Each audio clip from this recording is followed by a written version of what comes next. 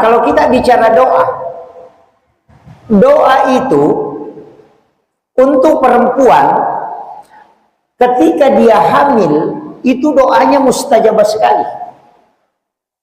Makanya wanita hamil itu sama dengan jihad.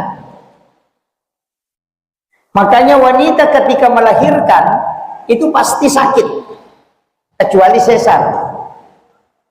Tapi untuk wanita yang hamil tanpa melalui pernikahan, kalau melahirkan itu pasti tidak sakit.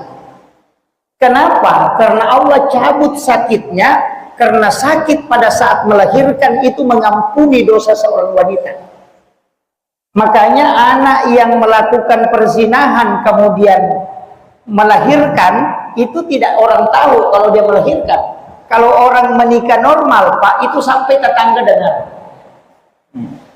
Kenapa? Karena Allah mencabut sakitnya karena tidak ada pahala baginya.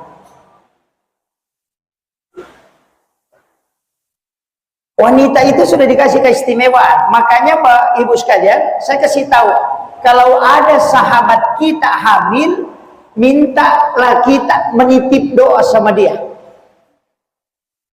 Minta dia mendoakan kita, karena doanya mustajabah. Itu yang banyak orang tidak tahu. Ibu-ibu kalau hamil, berdoalah. Minta apa saja, yang penting kebaikan. Insya Allah itu dikabulkan. Karena diistimewakan memang.